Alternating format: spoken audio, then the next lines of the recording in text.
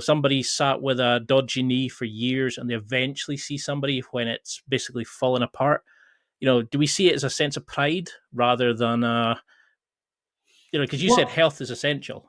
yes. Well, when I think back to my training prior to my own clinical practice, right? It was always about being tough, being man, not showing weakness, right? And so, if you were injured, you didn't want to show that you were injured. And even when I think about my own time on the football field, there were times when I would hide injuries as a point of pride because I'm trying to be tougher than the next guy and show them that I'm not, I'm not weak.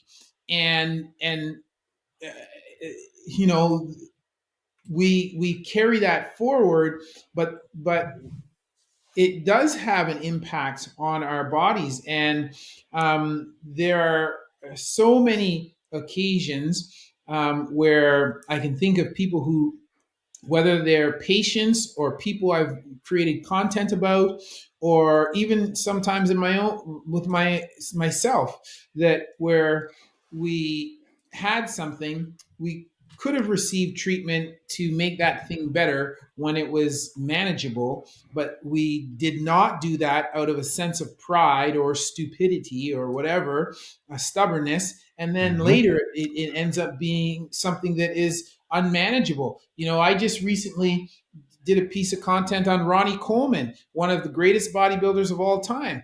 And I remember as a young teen watching Ronnie Coleman. He was competing against Dorian Yates, and it's like he would lift incredible amounts of weight. And I remember his little saying, "Lightweight," right? Oh, yep. He's throwing up these huge weights. But when I did this content, because now Ronnie Coleman can barely walk, and when you look at what he did and you listen, I remember there's one thing in particular that he said that struck me, and he said how he had injured his back. First, he injured it during football, and then he went to go see a chiropractor. And he, at one point, his back hurt him so badly that, and he was still playing football at that time in college, that he had to go see the chiropractor on a daily basis for several years, right? Jeez.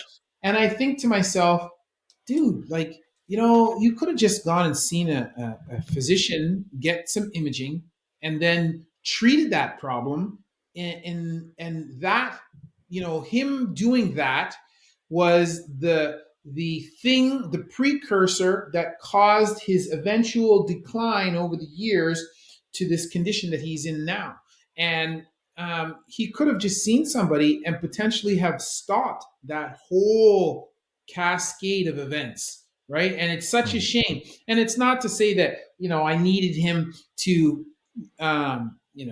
not have a back problem so that he could continue on bodybuilding and still be competing. No, no, no, that's not it. Well, all I'm saying is that he could have treated himself so that in his retirement from the sport of bodybuilding, he could walk around normally, and interact with his family and kids without having to use crutches or a walker or have had 12 operations on his back.